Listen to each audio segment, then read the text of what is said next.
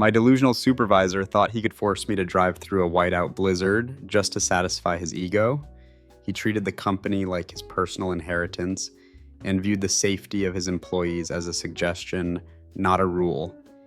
He gave me an ultimatum: risk your life on 50 miles of icy hell or burn a vacation day. I chose the vacation day. Or so he thought. He didn't know that I had memorized page 402 subsection C of the corporate HR policy, a clause so obscure most managers don't even know it exists. When he realized his mistake, it was too late. He tried to backtrack, but I had the screenshots, the timestamps, and the karma ready to go. Watch how my entitled boss made a demand that he would instantly regret, and how I turned a snow day into the easiest payday of my life, completely destroying his reputation in the process. To understand why this revenge felt so sweet, you have to understand the dynamic at the nuclear power plant where I work. I'm a mid-level engineer, salary, hardworking, the guy who actually knows how the reactor cooling systems work. Then there's Chad. Chad is my supervisor, but he's not qualified to run a toaster oven, let alone a nuclear facility. He is the classic corporate golden child. Rumor has it his uncle sits on the board of directors, which explains why he walks around with an unearned arrogance, acting like his net worth makes him a god among men. He's the type of guy who wears a three-piece Italian suit to a construction site and complains about the dust. Chad was obsessed with FaceTime. He didn't care about productivity, he cared about control. If he couldn't see you sitting at your desk looking miserable, he assumed you weren't working. I live in the city about an hour away from the plant. The drive is brutal, 50 miles of interstate followed by winding, hilly country roads that turn into a bobsled track the second the temperature drops. For 3 years, I had been the model employee. I picked up his slack, I fixed his spreadsheet errors, and I covered his shifts when he accidentally double-booked his golf outings. But Chad.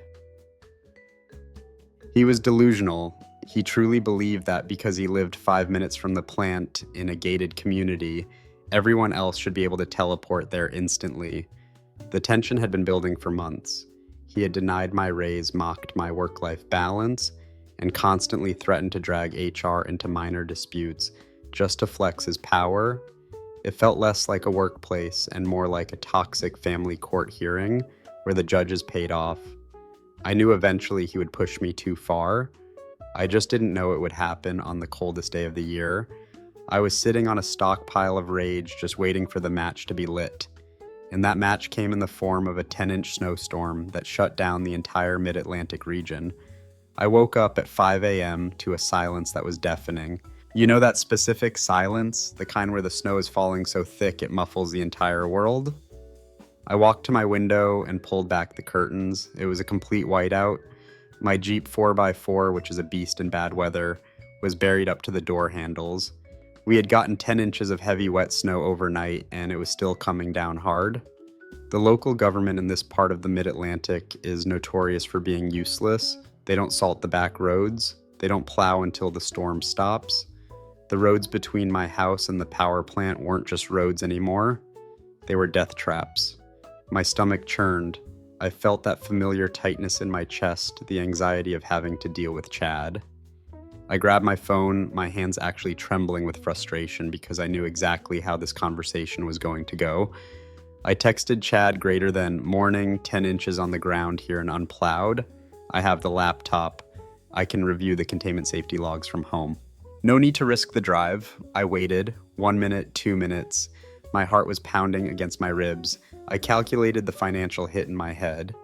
If I took a vacation day, that was $400 down the drain, money I was saving for a summer trip. But if I drove, I visualized my car sliding off the embankment, rolling into the ditch. The phone buzzed. Chad greater than nice try, the policy is clear. Inclement weather isn't an excuse. I'm already at my desk and the roads aren't that bad. Stop being dramatic. My blood boiled. He's at his desk. He lives 3 miles away on flat ground. I live 50 miles away through the mountains. I typed back, trying to keep it professional, suppressing the urge to scream.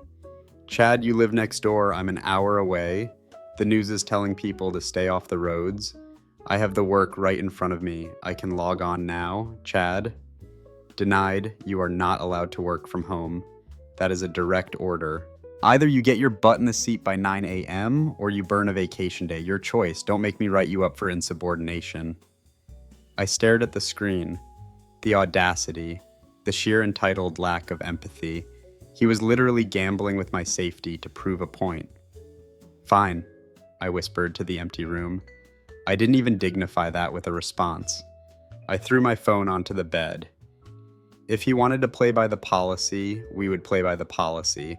I wasn't going to drive into a ditch for a man who wouldn't piss on me if I was on fire. I looked at my wife, who was watching me with concern.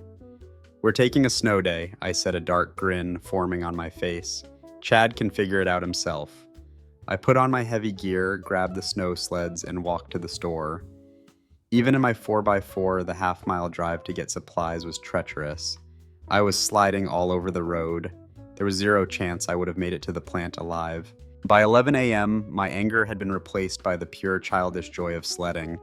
I was drinking hot chocolate, my face numb from the cold, watching the neighbors dig out their cars. I had mentally checked out. I had accepted the loss of the vacation day. It was worth it for the peace of mind.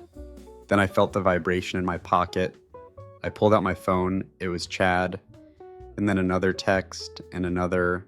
Chad greater than OP, where are you? Chad greater than, are you coming in? Chad greater than, look, hardly anyone showed up. The skeleton crew isn't enough. We have a regulatory compliance document that needs to be reviewed. ASAP or the NRC will fine us. Chad greater than, we really need you here in case we need a manual override in the plant. Can you try to make it? I burst out laughing. A loud, villainous laugh that made my wife look at me like I was crazy. Oh, how the tables had turned. The golden child was in trouble. The plant was empty because, surprise, surprise, nobody else wanted to die for his ego either. Now he was staring down the barrel of a federal fine, and he needed the one guy he had banned from working. This was it. The moment of karma. He sent one final desperation text, Chad greater than, I'm emailing you the document now. Just review it quickly, give me the thumbs up, and I'll sign it for you. We just need to get this done. I looked at the snow falling around me. I looked at the text. I remembered his specific words from 3 hours ago. You are not allowed to work from home. I typed my response slowly, savoring every single letter. Sorry, Chad, I would love to take a look at it, but my supervisor explicitly told me this morning that I am not allowed to work from home. I am currently on vacation per the policy. Good luck with the NRC. I hit send. I watched the read receipt appear instantly. He started typing, then stopped. He started typing again, then stopped. He knew. He knew he had trapped himself in his own web of bureaucracy. He couldn't demand I work because he had already formally forced me to take vacation. If he admitted he needed me to work from home, now he would be admitting his earlier directive was dangerous and wrong. He never responded. But here's where the elite scriptwriter twist comes in. This is where I hit him with the legal uppercut. I went back inside and opened my laptop. Not to do work, but to open the timekeeping software. I am a salaried employee. In the United States, labor laws regarding salaried exempt employees are very specific. But our company policy, the employee handbook that Chad loves to thump like a Bible, had a specific clause on page 14 regarding partial day work. It reads, if a salaried exempt employee performs any work-related duties during a 24-hour period, they must be compensated for the full day. Deductions from salary may not be made for absences occasioned by the employer or by the operating requirements of the business. And I had engaged in a work-related text exchange regarding scheduling and operational needs at 11 a.m. That is considered work. I opened my timesheet. I entered 10 minutes. Task operational communication with supervisor. Vacation hours 0.